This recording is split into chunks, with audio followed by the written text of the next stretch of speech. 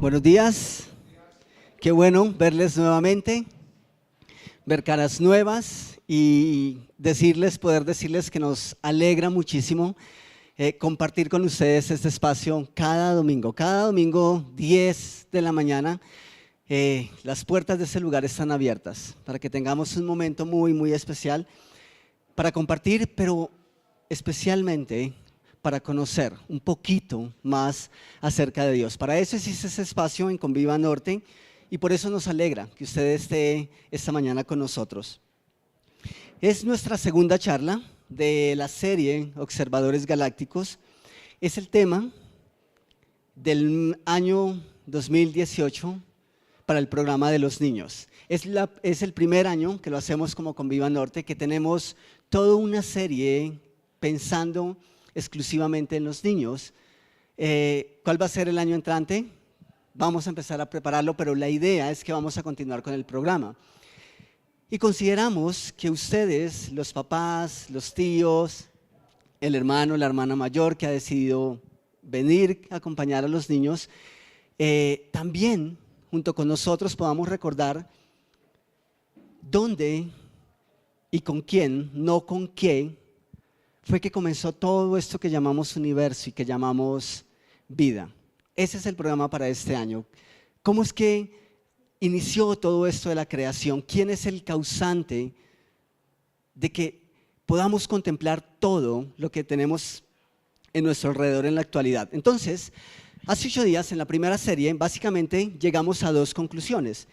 La primera gran conclusión de hace 8 días es que el universo, como lo conocemos hoy, fue creado para nosotros.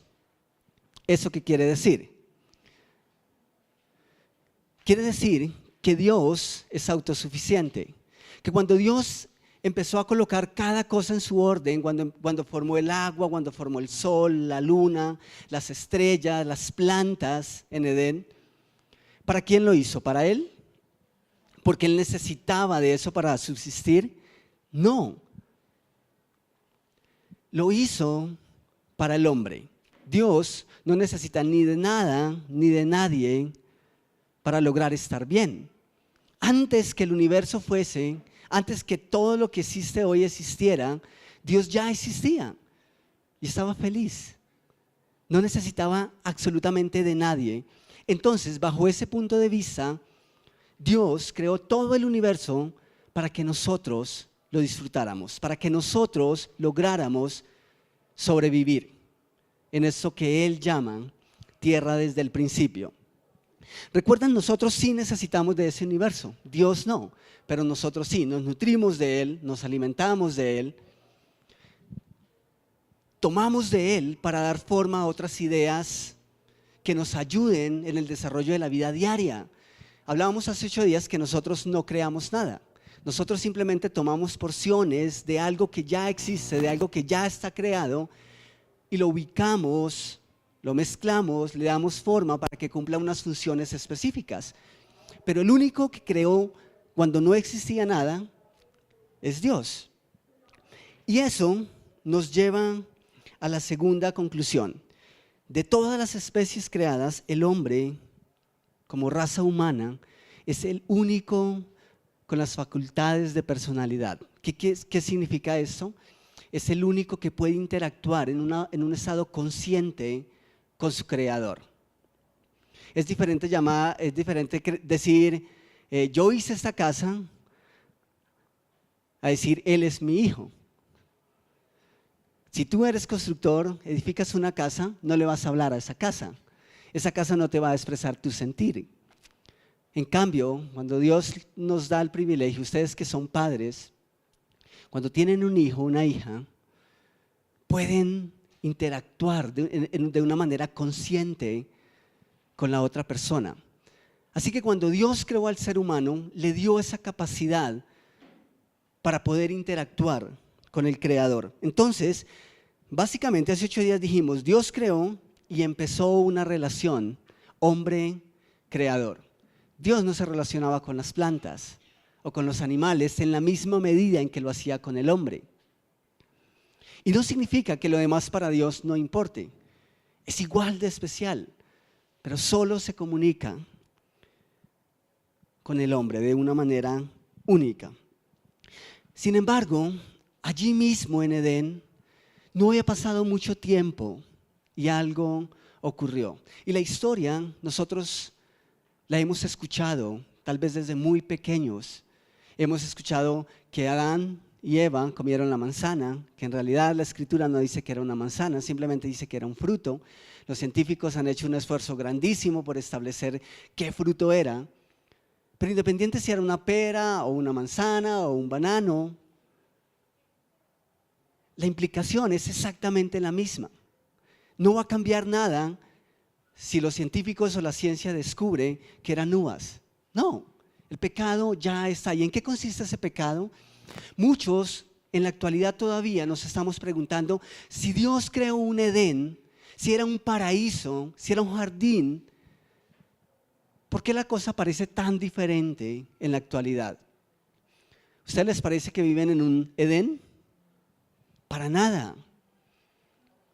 Edén es sinónimo de tranquilidad, de paz, de armonía. Pero eso no es el mundo en el que vivimos en la actualidad. Parece un mundo completamente distinto. Y pueden venir muchas ilustraciones, muchos ejemplos para ilustrar lo que ocurrió en el huerto de Edén, que hace que nosotros nos preguntemos en la actualidad, ¿qué pasó? ¿Por qué todo está tan desbaratado si Dios creó un Edén? ¿Dónde quedó ese paraíso? Entonces, podemos traer a la mente muchas cosas o podemos enfocarnos en la Escritura, en donde Dios nos cuenta con detalles qué fue lo que ocurrió. La respuesta la encontramos en Génesis, donde empezó todo. Y yo sé que para la gran mayoría el tema es un poco trillado, ¿cierto? E incluso es etéreo. O sea, el tema de la creación y el tema del pecado puede ser algo tan difícil de digerir que simplemente podemos abrazar lo que dicen muchos y creer que es simplemente una historia que alguien se inventó de fantasía. Porque resulta difícil entenderlo. Parece una historia más de tantas. Pero ¿saben qué me llama la atención? Que aún cuando se crea que es simplemente una historia de fantasía, una historia inventada por el hombre, los patrones de conducta que se vieron en Edén son los mismos que vemos en la actualidad. Así que aún para aquellos que creen que es simplemente una historia que alguien se inventó, es importante que miremos la Escritura y vamos a darnos cuenta que el comportamiento humano después de tanto tiempo sigue siendo el mismo. Eso llama la atención. Así que quiero invitarlos a que vayamos a Génesis capítulo 3 y vamos a leer desde el capítulo 3, versículos 1 en adelante. ¿Listos? Para los que no tienen la Biblia física, está bien, el consejo es que la traigan para que ustedes puedan subrayar, resaltar, hacer sus apuntes, pero igual, acá siempre vamos a procurar que todos estemos en la misma página. ¿Listo? Entonces vamos a leer ahí en el capítulo 3, versículo 1 de Génesis y dice así: la serpiente era más astuta que todos los animales del campo que Dios el Señor había hecho. Así que le preguntó a la mujer: ¿es verdad que Dios les dijo que no comieran de ningún árbol del jardín? Analicemos un poquito de la pregunta. ¿Es verdad que Dios les dijo que no comieran de ningún árbol del jardín? La serpiente definitivamente sí es astuta. ¿Inocente? ¿Creen ustedes que era inocente? ¿Creen ustedes que era curiosa? Tal vez. ¿Creen ustedes que el maligno, en forma de serpiente, deseaba conocer la verdad como respuesta a su pregunta? O sea, cuando el enemigo se presenta a Eva en forma de serpiente, realmente él tenía una duda y quería salir de esa duda, quería aclarar esa duda? No. Cuando el enemigo se acerca a Eva, no se acerca para constatar una verdad.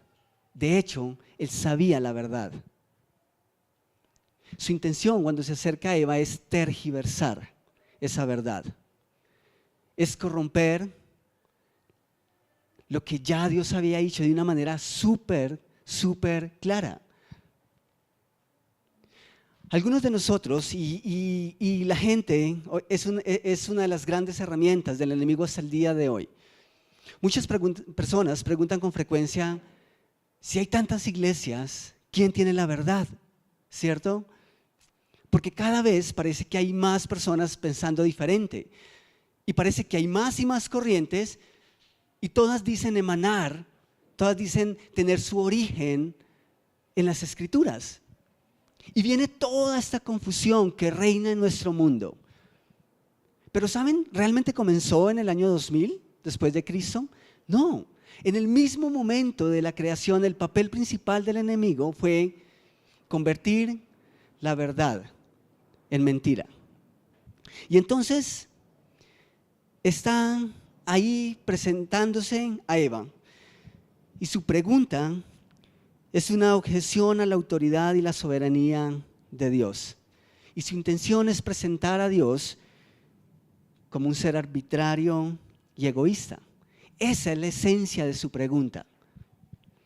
Y Eva, ¿qué hace? En esencia, este es el planteamiento de la serpiente. Con que Dios les negó todos los frutos de Edén. ¿Noten lo que quería sembrar? Dice, con que Dios os ha dicho que no pueden comer ¿de qué? ¿Del árbol del bien y del mal? No. Con que Dios les dijo que no pueden comer de ningún árbol, eso es un planteamiento serio. Con que Dios les dijo que los colocaba en el Edén, pero les va a prohibir el derecho al mismo. ¿No les parece a ustedes que eso es como un poco egoísta? ¿Insensible?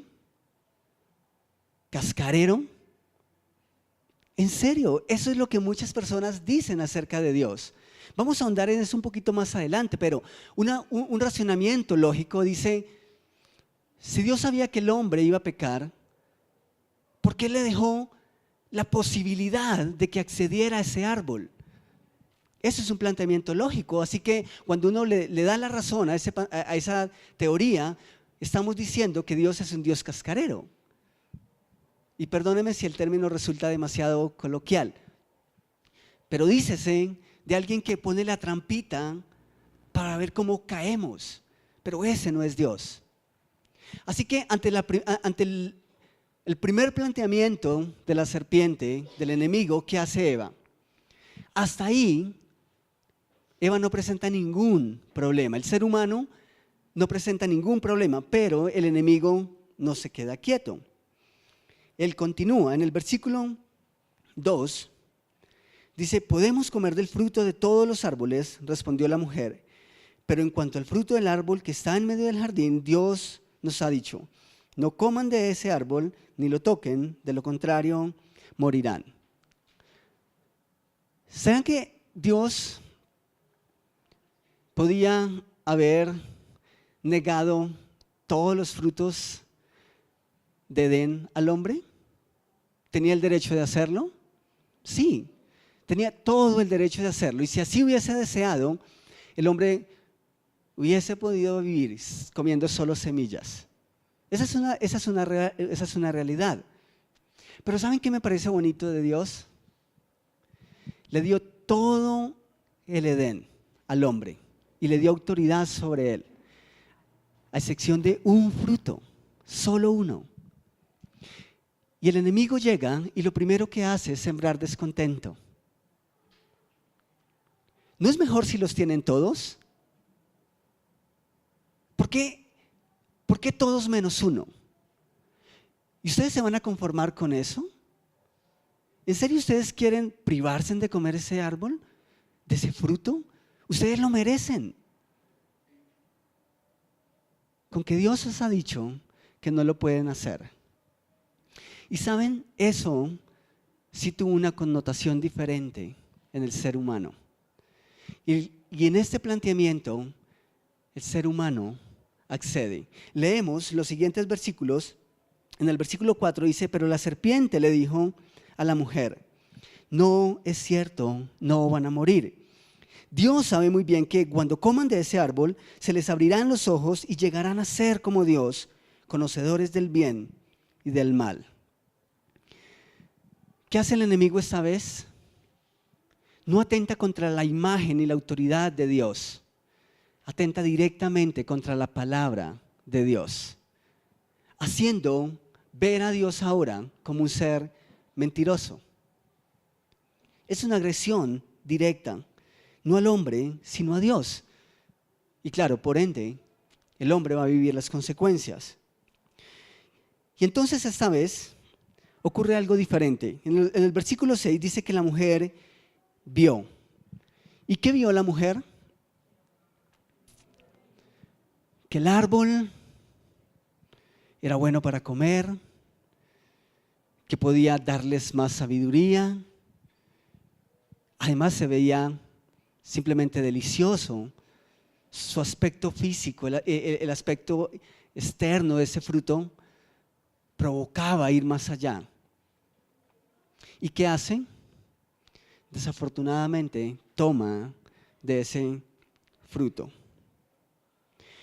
Y no solamente come ella, sino que dice que luego lo dio a su esposo y también él comió.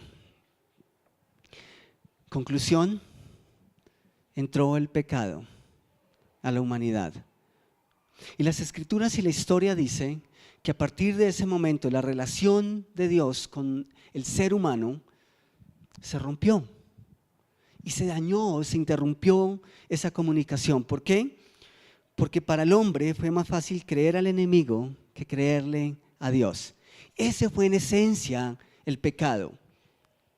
Nosotros le llamamos desobediencia. ¿Pero por qué desobedecieron? Porque tuvo más valor en su corazón por un instante lo que dijo el enemigo que lo que había dicho Dios. Ahora, ¿eso no es verdad en nuestros tiempos? ¿No les parece a ustedes que luchamos con eso todo el tiempo? Desde los niños, desde sus primeros años, les están diciendo no introduzcan ni metan sus deditos en la toma corriente. ¿Y qué hace el niño? Se encrespa. Nos dicen, no vaya por ese lado porque vas a tener esas consecuencias.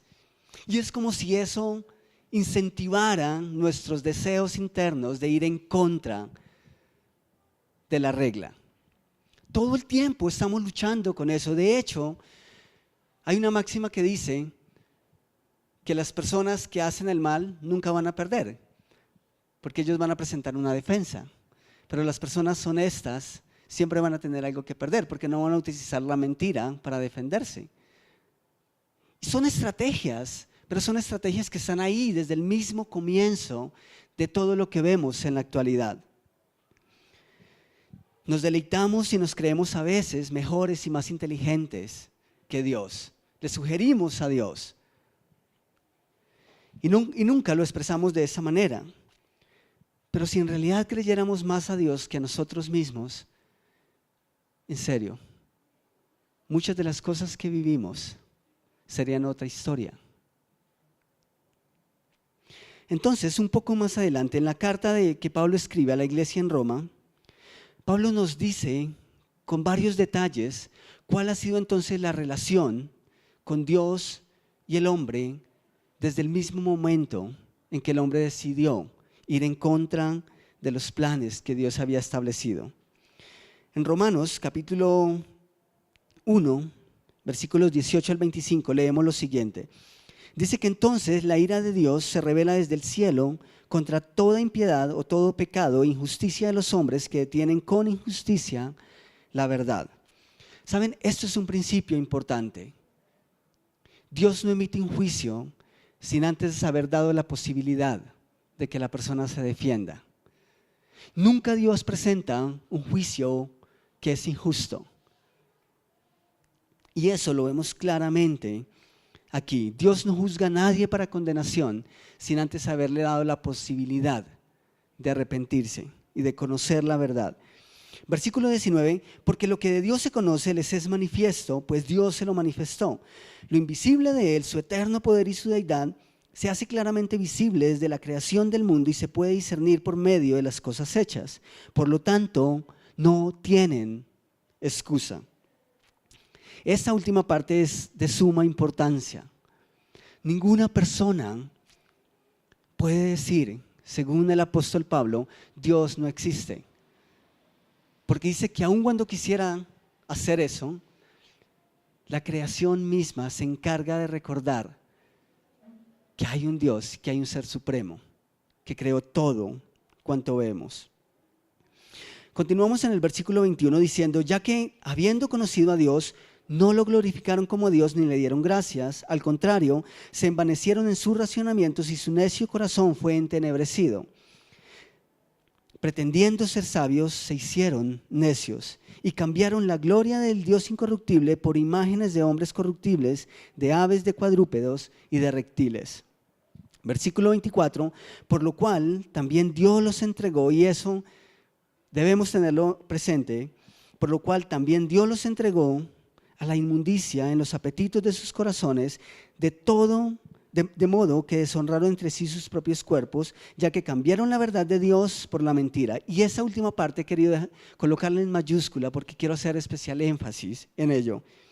Honrando y dando culto a Dios, culto a las criaturas, antes que al Creador, el cual es bendito por los siglos. Amén.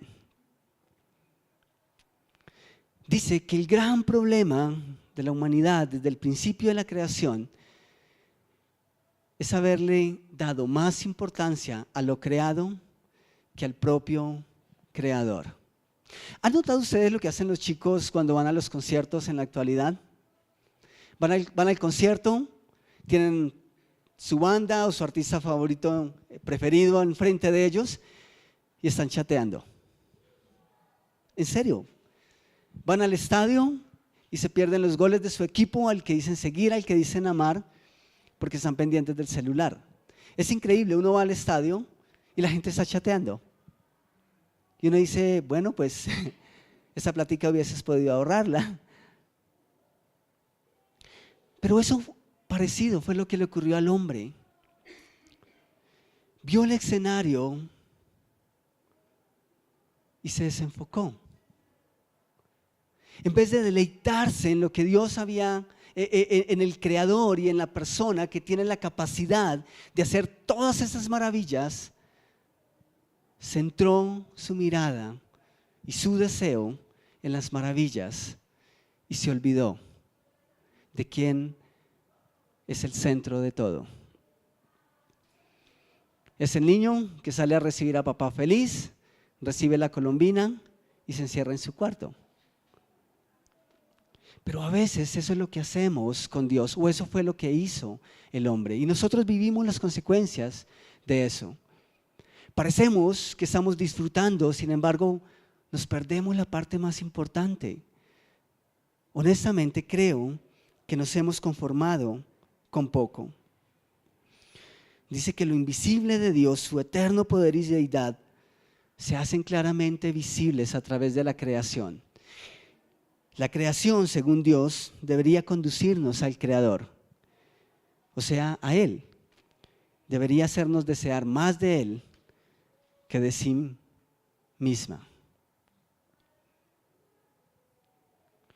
Pero hemos hecho exactamente lo contrario. El versículo 23 de Romanos 1 dice que hemos cambiado la verdad de Dios por la mentira, que hemos honrado y dado culto a las criaturas antes que al Creador. Y entonces, en respuesta, Dios dice que los abandonó y los entregó en sus propias pasiones, en sus propios deleites, para que ellos hiciesen lo que deseaban. ¿Pero qué significa eso? Como ya lo mencioné, algunas personas cuestionan el hecho de que Dios hubiese puesto un árbol al alcance del hombre en Edén. Y nos resulta lógico pensar que si tan solo Dios no lo hubiese puesto ahí, entonces el hombre no habría pecado. ¿Quién es el culpable entonces después de todo? Dios. Dios colocó el árbol, luego el hombre extendió su mano y lo comió, luego Dios es el culpable. Eso es lo que nos dice nuestra capacidad de razonar. Dios, te equivocaste.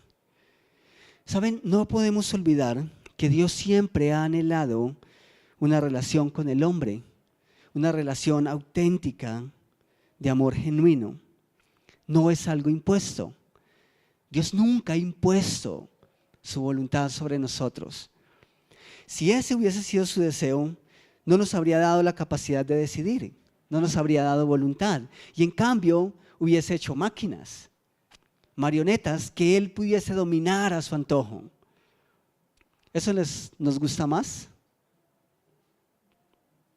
¿Saben algo interesante? Si Dios escoge no darnos la capacidad de decidir y de ser autónomos, eso mismo iría en contra de su voluntad de hacernos a su imagen y semejanza. Porque Dios es un Dios de libertad y voluntarioso. Pero si Dios no nos da voluntad, no seríamos a imagen y semejanza de Dios. Eso sería una violación a su deseo original. En cambio, decidió darnos voluntad aún cuando sabía que le íbamos a fallar. Porque Dios ama relacionarse con usted y conmigo. Le importó más una relación que el mismo pecado. Dios ha amado eso desde el principio. Relación que el pecado arruinó y es una ruptura de la cual nosotros vivimos las consecuencias aún. Esta semana yo vi una noticia, espero que ustedes también la hayan visto. Eso lo pasaron por Caracol y quiero que simplemente ustedes lo vean. Bienvenidos al futuro. En este bar de Tokio a los clientes les atiende alguien muy especial. Nada más y nada menos que un robot. Se llama Sawyer y tras la barra prepara el café él solito. La máquina reemplaza al ser humano. Sus impulsores defienden su uso. Al utilizar menos mano de obra podemos aumentar la productividad y servir un delicioso café a un precio razonable, dice él. Sawyer sí prepara el café, pero no esperen que les dé conversación. De momento. En este hotel de la capital japonesa son 2 robots los que reciben a los huéspedes y los que se encargan de limpiar el lobby.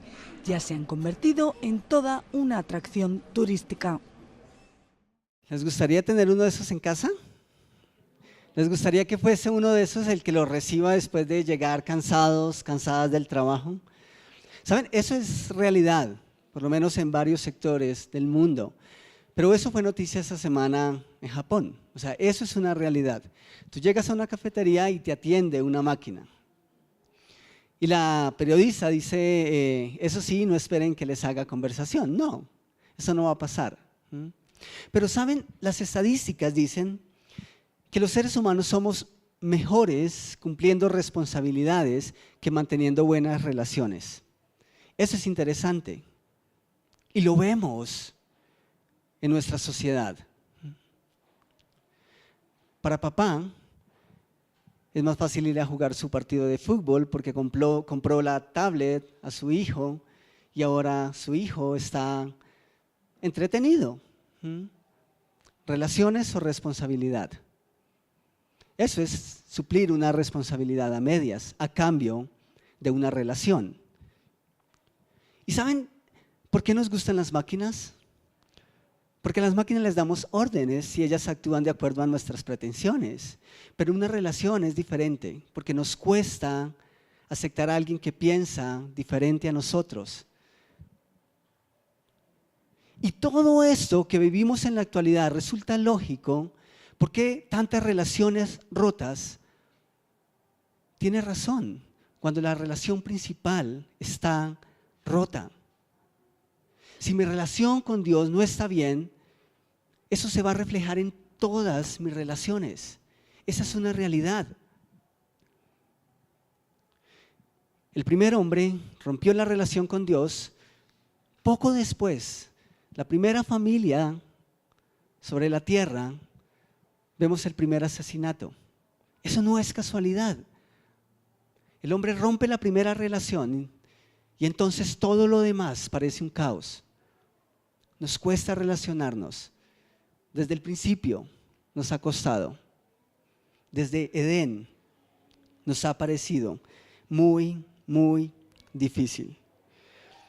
Dice Romanos capítulo 3, versículo 23, que todos han pecado y están privados de la gloria de Dios. Esa es la consecuencia del pecado. El hombre pecó, se rebeló contra Dios, ahora hay un abismo que le separa y que impide que ese hombre se comunique con su Creador. ¿Y quiénes estamos ahí? La Escritura dice que todos, no hay absolutamente una persona que no viva las consecuencias del pecado de Adán y Eva. Todos nacimos separados de Dios. Pero también hay una buena noticia en medio de todo esto. Y es que aunque el pecado arruinó todo, no pudo arruinar el deseo en el corazón de Dios. El pecado arruinó todo, pero Dios sigue en control. Esa es una realidad desde el principio y lo será hasta la eternidad. Dios nunca ha perdido ni perderá el control. Y para recordarnos que Él tiene el control aún sobre el pecado del hombre, un poco más adelante, capítulo 6 de Romanos, versículo 23, nos dice que la paga del pecado es muerte, mientras que la dádiva de Dios, el regalo de Dios, el deseo de Dios, es vida eterna en Cristo Jesús, Señor nuestro. Es verdad que el hombre rechazó a Dios y abrazó lo creado, siendo quizá él mismo lo que más ama, siendo quizás el mismo hombre quien se ha puesto en lugar de Dios. Y en el lenguaje bíblico, el término morir tiene varias connotaciones. Una de ellas es la muerte física. Y muchos dicen, ¿cómo es que Eva y Adán comieron del fruto de Edén y no murieron? Esa es la otra connotación de muerte. La muerte que ellos sufrieron en Edén fue muerte espiritual. Y muerte espiritual hace alusión a la incapacidad de entender a Dios. La incapacidad de relacionarnos con Él y por consiguiente no entender cuál es su plan para con nosotros.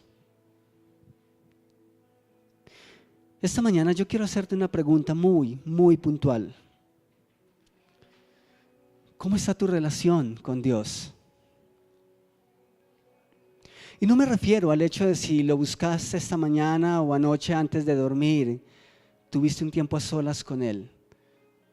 Espero que así lo hayas hecho. Espero que esa sea una realidad en tu vida. Pero mi pregunta es un poco más profunda. Cuando yo te pregunto cómo está tu relación con Dios, te estoy preguntando cómo te ve Dios en este momento. ¿Te ve como parte de su creación?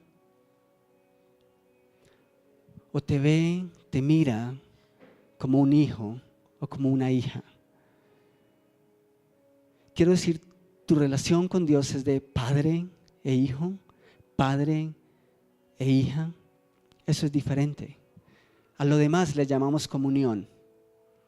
Pero Dios desea tener una relación contigo de padre e hijo. Y Dios dice que en la medida en que nosotros arreglemos las cosas con Él, vamos a aprender cómo se manejan las demás relaciones. A veces hacemos todo lo contrario. Queremos arreglar todo lo demás y entonces luego buscamos a Dios. Dios dice, estoy aquí, no importa cómo esté tu vida, no importa qué estés viviendo, qué estés experimentando, no importa cuán rota estés.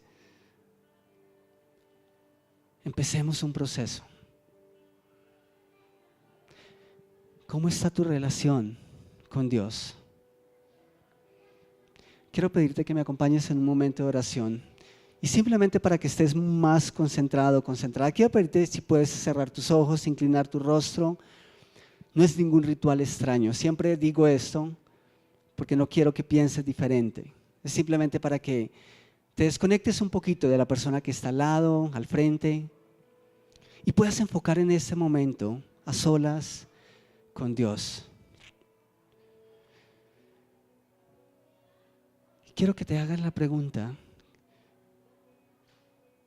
¿cómo me ve Dios? Las Escrituras declaran que si tú no has aceptado a Cristo como tu Salvador personal en tu corazón, eres un objeto de la ira de Dios. Eso es fuerte. Pero al menos que nosotros lo entendamos, vamos a abrazar el regalo de Dios para nuestras vidas. Si lo anterior es verdad, también es verdad que Dios dice que todo aquel que cree en su Hijo tiene vida eterna y no irá a condenación. Y esta mañana tú puedes empezar una relación, tú puedes cambiar la forma en cómo te relacionas con Dios. Esta mañana tú puedes tomar una decisión a partir de la cual tú puedas orar a Dios y llamarle Padre. Si tú no has aceptado a Cristo como tu Salvador personal y quieres hacerlo esta mañana, hay personas dispuestas a guiarte a través de las Escrituras y a mostrarte lo que Dios espera de ti. Simplemente si hay alguien con ese deseo, quiero pedir que levante tu mano. Levanta la mano y simplemente alguien se va a acercar y te va a mostrar qué debes hacer. ¿Hay alguien? Hay alguien que diga, yo no estoy segura de mi relación con Dios, pero quiero que Él sea mi Padre espiritual. ¿Hay alguien?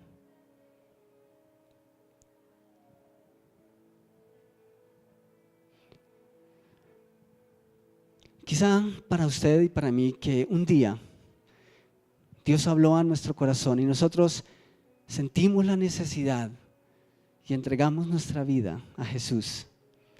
Pero en el camino hay cosas que hemos honrado y valorado antes que a Dios. Quiero que tomes este momento para decir, Dios, necesito hacer ajustes en mi vida. Necesito trabajar en mi comunión contigo.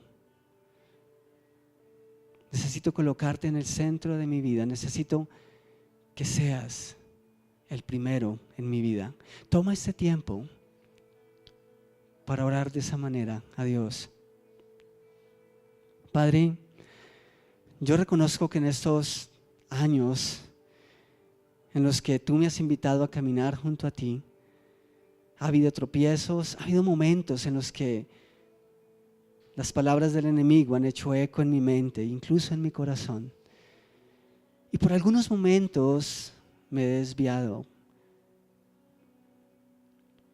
Y esta mañana yo quiero rogarte que me ayudes a corregir, que me señales el camino y que yo pueda hacer los ajustes para tener esa comunión la cual has deseado conmigo. Y Padre, gracias, porque siempre he creído y cada vez me lo recuerdas que no hay un lugar tan lejos donde pueda ir que sea demasiado lejos como para salir de tu amor y de tu misericordia. Gracias por tu profundo deseo de tener una relación de amor genuina, auténtica conmigo. Gracias por darme la capacidad de desear esa relación y no simplemente imponerme y obligarme a buscarte. Gracias por conquistar mi corazón Gracias por conquistarme día a día. Te ruego que hagas lo mismo con cada uno de mis hermanos y cada persona aquí presente. Sé que tienes la capacidad y sé que amas hacer eso. Así que te ruego que lo hagas. En el nombre de tu Hijo. Amén.